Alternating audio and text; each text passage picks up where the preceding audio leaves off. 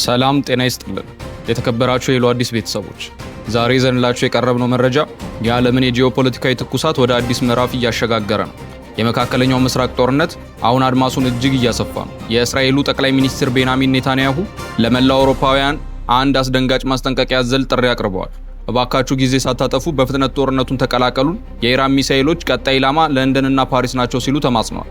በሌላ በኩል ፕሬዚዳንት ዶናልድ ትራምፕ ከኢራን ጋር ተደራደርኩ በሚል በአንዲት ጀንበር የዓለምን የነዳጅ ገበያ አናውጠዋል። ኢራን ማጭበርበር ነው ብትልም ትራምፕ ግን የፈለጉትን አግኝተዋል። ኔቶ በበኩሉ ከ22 ሀገራት በላይ ያሰባሰበ አዲስ የጦር ጥምረት ይዞ ብቅ ብሏል።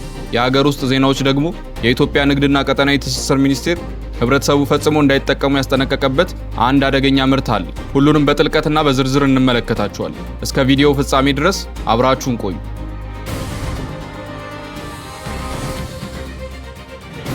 ወደ መጀመሪያው ዜናችን ስናልፍ የኔታንያሁ የጭንቀት ጥሪ። እስራኤልና ኢራን የገቡበት ወታደራዊ ፍጥጫ አሁን ከሁለቱ ሀገራት አልፎ ዓለም አቀፍ ተዋናዮችን በግድ እያሳተፈ ይገኛል። የእስራኤሉ ጠቅላይ ሚኒስትር ቤንያሚን ኔታንያሁ በቅርቡ ኢራን በፈጸመችው ከባድ የሚሳኤል ጥቃት ከፍተኛ ውድመት ወደ አስተናገደችው የእስራኤሏ አራድ ከተማ ተጉዘው ነበር። እዚያ ሆነው ለዓለም አቀፉ ማህበረሰብ በተለይም ለአውሮፓ ሀገራት ያቀረቡት ጥሪ ብዙዎችን አስደንግጧል። ኔታንያሁ እንዲህ አሉ። የኢራን ጥቃት በእስራኤል ላይ ብቻ የተገደበ አይደለም፣ አቅማቸው እጅግ ከፍተኛ ነው። ባለን የደህንነት መረጃ መሰረት የኢራን ሚሳኤሎች አውሮፓ ድረስ የመድረስ ሰፊ አቅም አላቸው። ኢራን በፈረንሳይዋ ፓሪስና በእንግሊዟ ለንደን ላይ ጭምር ለመተኮስ እንደተዘጋጀች አውቀናል። ስለዚህ ለእኛ ብላችሁ ሳይሆን ለራሳችሁ ህልውና ለመከላከል ስትሉ ዛሬ ነገ ሳትሉ በፍጥነት ጦርነቱን ተቀላቀሉን ሲሉ ተሰምተዋል። ይህ የኔታንያሁ ንግግር አውሮፓውያንን ወደ ቀጥታ ጦርነት ለማስገባት የተደረገ ከፍተኛ የዲፕሎማሲ ግፊት ነው። እስራኤል ይህንን የምትለው ያለ ምክንያት አይደለም። የኢራን ተከታታይ ጥቃቶች የእስራኤልን የአየር መከላከያ ስርዓት በከፍተኛ ሁኔታ እየፈተኑትና ከቀን ወደ ቀን እያዳከሙት መምጣታቸው ተዘግቧል።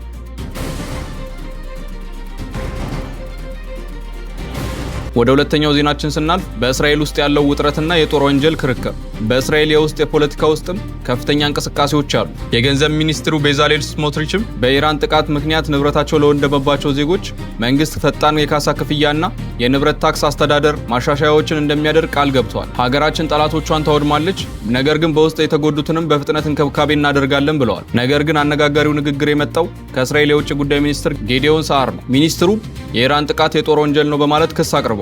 ይህ ንግግር በዓለም አቀፍ የፖለቲካ ተንታኞች ዘንድ ከፍተኛ ትችትን አስተናግዷል። ተንታኞቹ የእስራኤል የውጭ ጉዳይ ሚኒስትር የተናገሩት ነገር የሚያውቁ አይመስልንም፣ በኢራን ላይ ጦርነት የከፈቱት እስራኤልና አሜሪካ ናቸው፣ ኢራን ራሷን የመከላከል እርምጃ ነው እየወሰደች ያለችው፣ ታዲያ የጦር ወንጀል ቀድሞ የፈጸመው ማን ነው ሲሉ አፋጠው ጠይቀዋል። የእስራኤል መከላከያ ሚኒስትር በበኩላቸው ጦርነቱ በአይሁዶች የቀን መቁጠሪያ መሰረት የሚቆም አይደለም፣ የኢራንን የጦር መሳሪያ ክምችቶች ሙሉ በሙሉ እስከምናወድም ድረስ ይቀጥላል በማለት ጦርነቱን የረጅም ጊዜ እቅድ መሆኑን አረጋግጠዋል።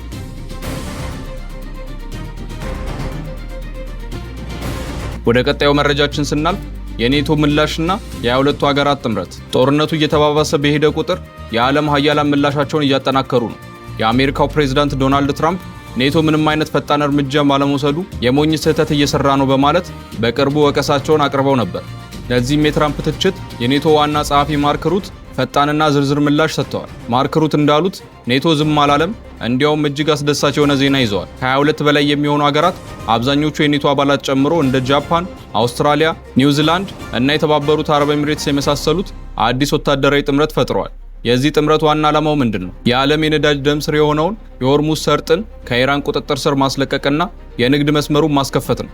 ይህ ጥምረት ታሪካዊ ቢሆንም መቼና እንዴት ወደ ተግባር ተቀይሮ በኢራን ላይ እርምጃ መውሰድ እንደሚጀምር እስካሁን ይፋ አልተደረገም። ነገር ግን የኢራን የኒኩሌር አቅም ለእስራኤል ብቻ ሳይሆን ለመላው አውሮፓ ስጋት በመሆኑ ይህ ጥምረት ወሳኝ መሆኑን ማርክ ሩት አብራርተዋል።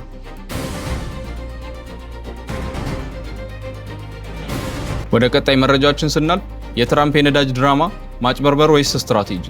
ወደ ዶናልድ ትራምፕ እንመለስ። ፕሬዚዳንት ትራምፕ ከዚህ ጦርነት በፍጥነት ለመውጣት ከፍተኛ ፍላጎት እንዳላቸው እየታየ ነው። በትሩዝ ሶሻል ገጻቸው ላይ እንዳስተላለፉት ከኢራን ጋር ጥልቅ ዝርዝርና ፍሬያማ የሆነ ውይይት አድርጌያለሁ፣ ሁሉም ነገር ሰላም ይሆናል የሚል አነጋጋሪ ጽሑፍ አወጡ። የአሜሪካ መገናኛ ብዙሃን ትራምፕ ከማን ጋር ነው የተነጋገሩት ብለው ምንጮቻቸውን ቢቆፍሩም ምንም ነገር ማግኘት አልቻሉም። ነገር ግን የዚህ የትራምፕ የውሸት ወይም የእውነት ንግግር ውጤት ወዲያውኑ ታየ። ትራምፕ ከኢራን ጋር ተስማማን ብለው ባወጁ በሰዓታት ልዩነት ውስጥ የዓለም የነዳጅ ዋጋ በአንድ በርሜል $10 ከፍተኛ ቅናሽ አሳየ። ኢራን ይህንን ስትሰማ በቁጣ ነው ምላሽ የሰጠችው። የኢራን ባለስልጣናት ይህ የትራምፕ ማታለያ ንግግር ነው፣ ከየትኛውም የኢራን ባለስልጣን ጋር ምንም አይነት ንግግር አልተደረገም ብለዋል። ትራምፕ ይህንን ያደረጉት በጦርነቱ ምክንያት ጣሪያ የነካውን የነዳጅ ዋጋ ለማረጋጋትና ገበያውን ለማጭበርበር ነው ብለው የፈጠሩት የፖለቲካ ቁማር ነው። ቅድመ ሁኔታዎቻችንን ሳያከብሩ ድርድር የሚባል ነገር የለም ስትልም ኢራን አቋሟን አጠናክራለች።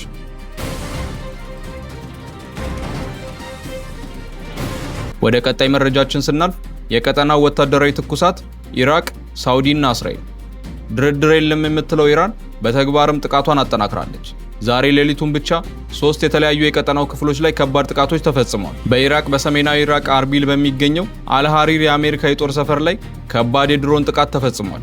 ይህ ጥቃት የተፈጸመው ለኢራን ታማኝ የሆነው ሳሪያ አውሊያ አልዳም የተባለውን ታጣቂ ቡድን ነው።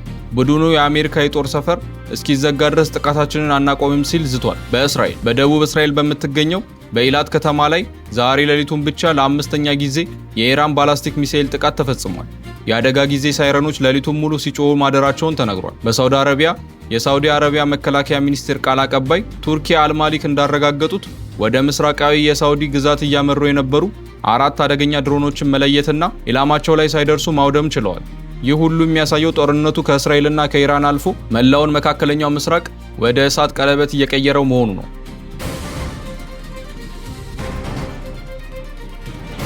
ወደ መጨረሻው ዜናችን ስናልፍ አስቸኳይ ጥንቃቄ መልእክት፣ የሀገር ውስጥ ዜና። በመጨረሻም ከመሰናበታችን በፊት ለሁላችንም ደህንነት እጅግ ወሳኝ የሆነ የሀገር ውስጥ የጥንቃቄ መልእክት አለ።